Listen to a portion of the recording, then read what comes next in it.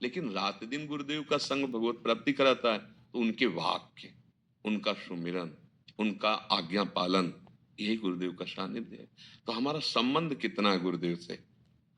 देखो, शरीर संबंधी भोग, इनमें हमारी कितनी आस्था प्रीति है और गुरुदेव में कितनी आस्था प्रीति है, भाई ये हमें देखना है। और अगर कहीं ऐसा हो गया कि मन कर्म वचन से त्रिशुद्ध होकर मैं गुरुदेव की आज्ञा पे हूं, तो फिर आपको प्रश्न नहीं करना पड़ेगा, फिर आपको पूछना नहीं पड़ेगा, दिमाग ही गुरुदेव बन जाते हैं। नहीं, बुद्धि में गुरुदेव भगवान आसन लगाकर बैठ जाते हैं। वो परम कृपालु हैं। कभी ऐसा भान ही नहीं होता कि गुरुदेव हमसे दूर है, ये बैठे हैं आज्ञा चक्र में। अब समर्पण की बात है ना, हमारा कितना आत्म समर्पण उनकी आज्ञा पर, तभी अनुभव होगा। कई बार हमने सुनाया है, कांतिक में भी सुनाया है कि समर्थ गुरु रामदास जी की सेवा में बहुत से शिष्य रहते थे।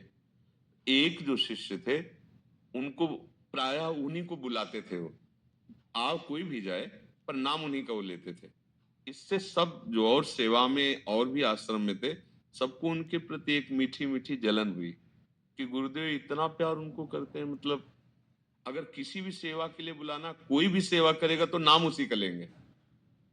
तो एक दिन सब शिष्यों ने मिलकर कहा, गुरुदेव हम लोगों के हृदय में जो विकार है उसकी निवृत्ति आपसे ही होगी।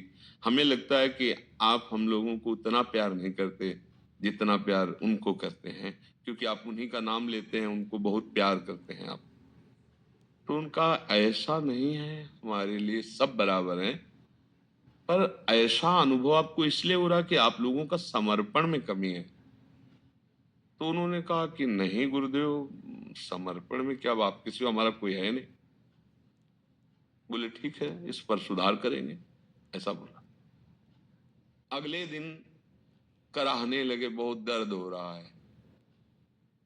तो सब शिष्य आए, तो यहां उन्होंने दिखाया कि बहुत बड़ा फोड़ा हो गया, ऐसे एक पट्टी में ऐसे बंधा हुआ ऐसे, और कहा ये बहुत पीड़ा दे रहा है।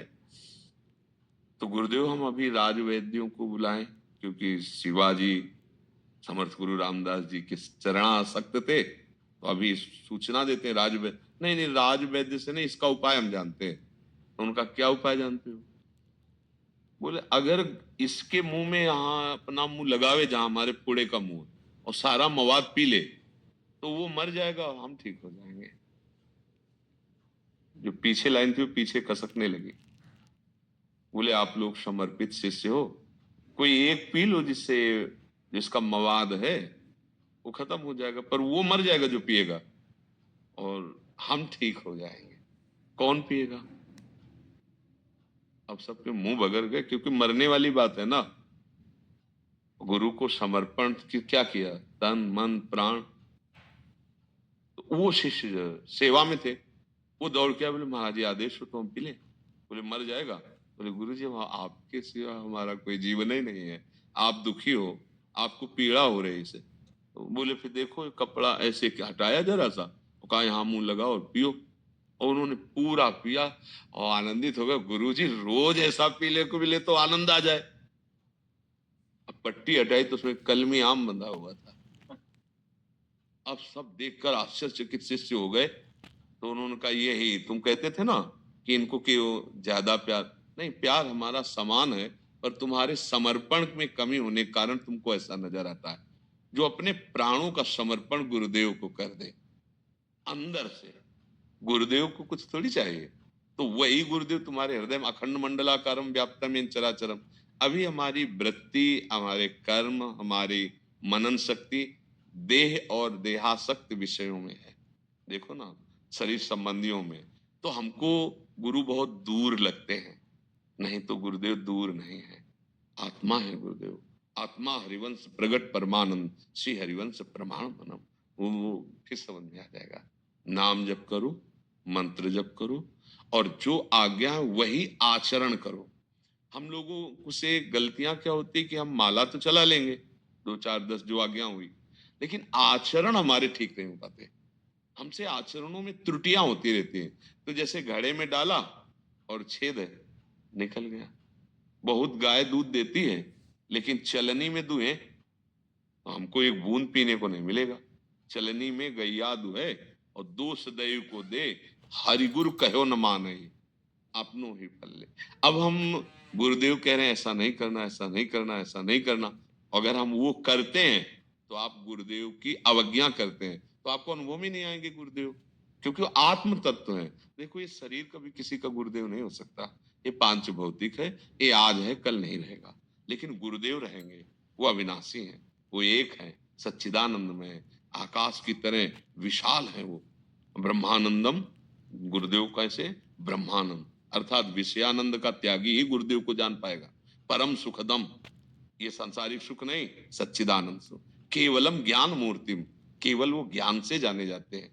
गगन सदसम, जैसे आकाश है, आप इसको ओर छोर नहीं देख पाएंगे, ऐसे गुरुदेव अनादि और अनंत है। तो हम जब तक भजन नहीं करेंगे, उनकी आज्ञा में नहीं चलेंगे, तो हमारा गुरु से कनेक्शन नहीं होगा, और कनेक्शन नहीं होगा तो बिजली नहीं, कनेक्शन से तो बिजली ना। फिर गुरु और शिष्य दो नहीं रह जाते, देखने में दो रहते हैं, एक ही होता है। उसमें भी गुरु वही जो यहाँ, वही जागृत हो जाता है। घड़े दो हैं पर सूर्य एक ही उसमें चमक रहा है। प्रतिबिंब लाखों दिखाई दे सकते हैं पर सूर्य एक ही। आप समझ पा रहे हैं? आत्मसमर्पण ही गुरुदेव की अनुभूति है। मन वचन कर्म से हम गुरुदेव की आज्ञा पर रहें। आज्ञा कभी गुरुदेव की ऐसी, वो गुरुदेव ही नहीं है। और भी ध्यान रखना, जो अधर्माचरण की आज्ञा कर दे तो गुरुदेव नहीं है, छल हो रहा है हमारे साथ, ये ध्यान रखना है। गुरुदेव कभी अधर्म की आज्ञा नहीं कर सकते, गुरुदेव कभी शास्त्र विरुद्ध आज्ञा नहीं कर सकते, गुरुदेव कभी इंद्रियजन्य सुख भोगों की आज्ञा नहीं कर सकते। बस ये ध्यान, जो असत के त्यागी हैं वो असत को कैसे स्वीकार कर सकते हैं? तब लग जोगी जगत गुरु, जब लग रहे निराश, और जब आशा मन में भई तो जग गुरु और जोगी दास। वो गुरुदेव ही नहीं जो असत चेष्टा करे या असत उपदेश करे या असत बात हमको सिखाए, वो गुरुदेव नहीं, वो छल है हमारे साथ। गुरुदेव कभी है, गुरु वही है।